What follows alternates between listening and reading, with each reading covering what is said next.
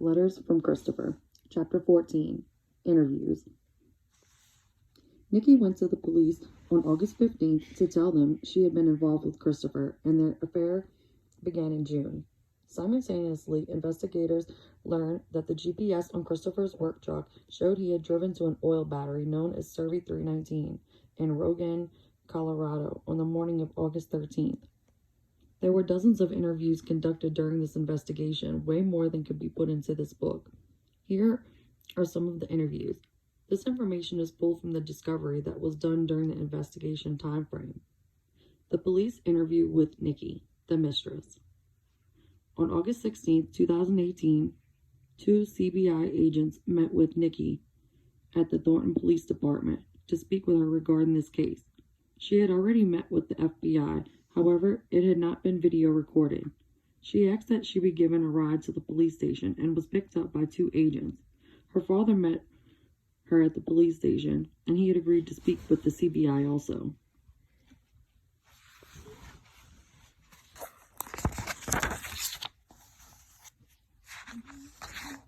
The agents noted that she was very tired during the interviews, and that she stated she had not slept very much over the last 5 days.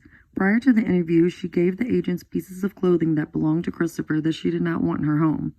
She said she deleted all of the text messages between her and Christopher. They had met at work in May or early June. He was not wearing a wedding ring, and he never mentioned he was married, and did not initially mention he had children. Then one day he told her he had 2 children. She thought that was cute. Oh, goodness. He mentioned he had a significant other. Significant other? Girl, bye. What a wife. And they were in the process of separating. Nikki was a contract employee at Anadarko Petroleum in Platteville, Colorado.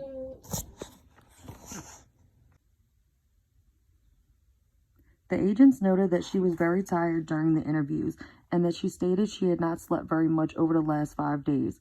Prior to the interview, she gave the agents pieces of clothing that belonged to Christopher that she did not want in her home. She said she deleted all of the text messages between her and Christopher. They had met at work in May or early June. He was not wearing a wedding ring, and he never mentioned he was married, and he did not initially mention he had children. Then one day he told her he had 2 children. She thought that was cute. She thought that was cute. He mentioned he had a significant other. I don't like that. Why not say wife? Trying to downplay the wife role with significant other, okay? And they were in the process of separating. Nikki was a contract employee at Anadarko Petroleum in Platteville, Colorado. She worked in safety in the office. Nikki no longer works for Anadarko. You don't say. She first met Christopher at a park near her house sometime the end of June or the beginning of July. This was the first time they met outside of work. From that point, they talked every day. She said Christopher was always kind when he talked about his wife. She said to this day she didn't get any red lights. Nikki told the agents Christopher is an introvert. He is reserved around people, so he enjoyed talking to her because he could get out of his shell. Around most people, he did not feel like he wanted to talk. With her, though, he was a little more outgoing. He was very relaxed all the time when he was with her. He never got worked up. She said they never argued, and he never lost his temper, and she never saw him mad or upset. Well, what's to be mad or upset about? There's no responsibility over there. No kids, no home, no bills, no nothing but having sex. He was very open-minded and rational. He was very open with communication, not closed off, and always very kind. She thought they had a lot in common, as both of them were into fitness and healthy eating. They both loved cars, so they had a lot to talk about. He always was very interested in what she had to share with him. She never got an indication he was having any issues. They spent a lot of their time together at her place, or they would go out. She was at his house only twice. Both times were brief. She did not feel comfortable there, and it was someone else's life and existence, so she did not want to be there. She respected that as their space. No, she didn't actually. She went to his house once very early in their relationship. Their house was right off the highway in Frederick, but she didn't remember the name of the street. Sure she didn't. Christopher told her he was living in the basement. She could tell others lived there. He told her they were getting ready to sell the house. The first time she was at his house was the 4th of July. She had gone to help him set up fitness apps on his phone. He made lunch, they ate, and she left. She was at his house the second time on July 14th. At that time, she saw a picture of his wife and girls. She questioned why he would want to leave all that he had. They talked about him working on his relationship with his wife.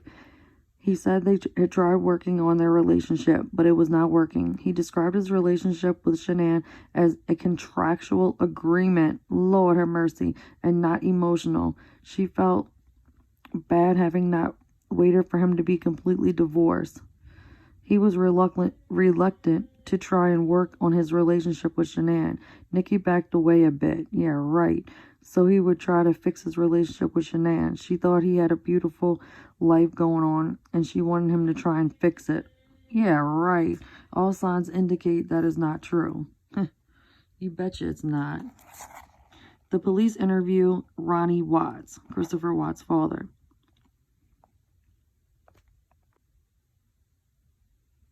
The police interview Ronnie Watts, Christopher Watts' father. Just minutes after Christopher had confessed to murdering Shanann, the agents interviewed Ronnie Watts. Ronnie knew he was being recorded for this interview. He told the agents that he has never known Christopher to use any drugs. He's never shown any kind of mental illness and does not have any violent tendency. He never took any kind of drugs for mental illness either, and when he was in school, he was a strong student. When Christopher was in high school, he played a lot of sports. He really loved sports. He prioritized between his sports and school, though, so he continued to.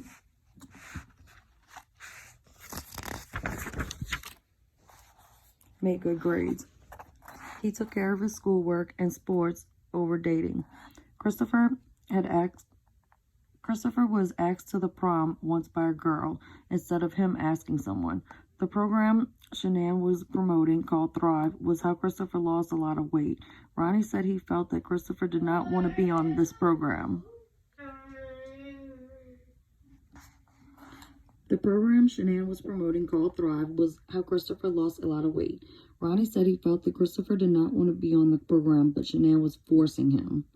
Give me a break, Ronnie Watts. In his opinion, he does not believe Shanann or Christopher wanted a third baby. Well, bud, they both agreed upon it. Ronnie said Shanann was extremely bipolar and had paranoid tendencies towards Cindy Watts, the grandmother of their children. Since when are you a psychiatrist, Ronnie Watts? In one instance, Shanann accused Cindy Watts of trying to kill their granddaughter by exposing her to nuts that she was allergic to. The last few weeks, Shanann spent time in North Carolina, where it became very contentious between them. She spent most of her time at her parents' house and refused to allow Ronnie and Cindy to see their granddaughters. Toward the end of the video, Ronnie showed the agents a video of his wife playing with their granddaughters. The police interviews Frank Ruschek, Shanann's father. According to what Frank told police, Christopher was a great father. He played with the girls, bathed them, and took care of their general needs.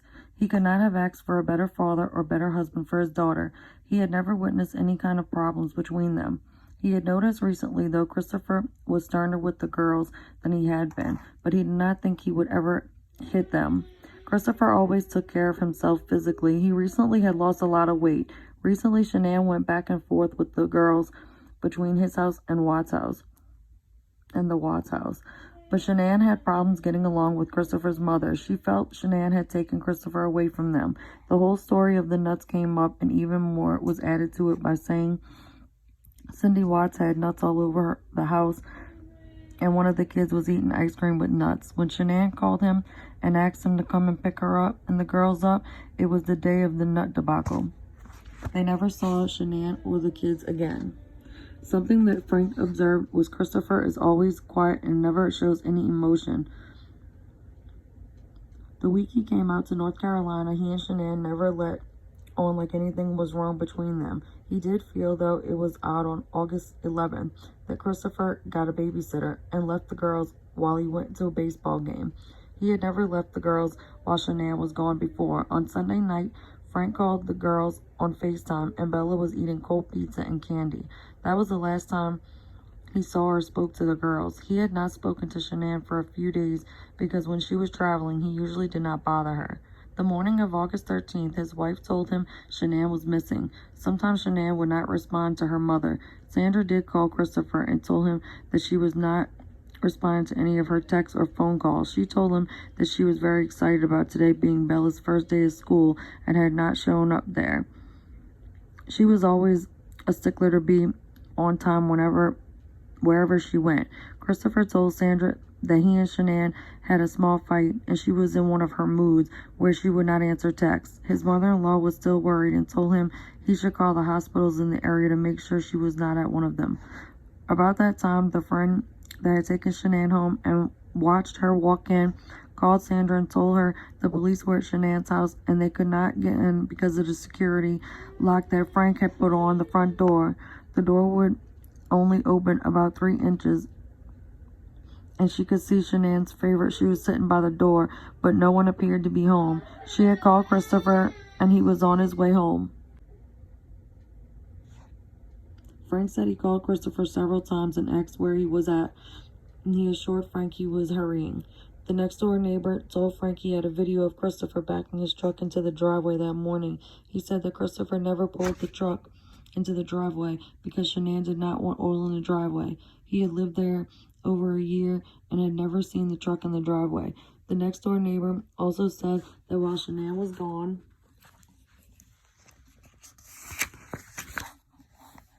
that Christopher took her SUV out of the garage and parked it on the street. Rushek said that both of these pieces of information were concerning to him because it was vastly different than what was the norm. Frank knew something was very wrong when Sandra talked to Shanann's friend and they had found Shanann's purse and telephone. Frank knew his daughter never left her cell phone behind, as she had it with her 24 hours a day. He said he did not believe his daughter would ever hurt the girls. They were her life. He did not know anything about their financial business. They never talked about their finances. He said they never asked to borrow any money from him. Shanann did not ever discuss her and Christopher not getting along. His daughter suffered with lupus, migraines, and fibromyalgia, and about a year ago had surgery on her neck. The Thrive she was using helped her to stop taking her lupus medications.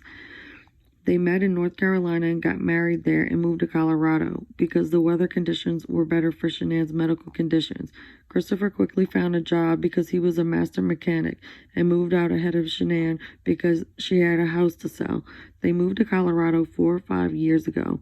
When he heard that Shanann's phone and EpiPen had been left in the house, he immediately knew something was terribly wrong and Christopher had something to do with it. The visit in August was the first time they came and stayed that long. He and Sandra would take their vacations around when Shanann and Christopher would take trips paid for by Thrive. He felt that when she came to North Carolina for 6 weeks, it gave him time to think about what he wanted to do, and he does not believe he killed his family in the spur of the moment. Frank and his wife were worried about her being pregnant again because it was difficult for her, but she didn't suffer from postpartum depression. Christopher also did not have any mental issues and does not think he ever went to a psychiatric doctor. On August 12th, when he had FaceTimed the girls, he knew Celeste was there because he could hear her, but he didn't see her. He remembers the girls asking about their mommy, and Christopher told him she would be there tomorrow. After the nut incident, Christopher's family had deleted all of them on Facebook. What in the world? She didn't spell around this book. That was chapter 14. I'll be back with 15.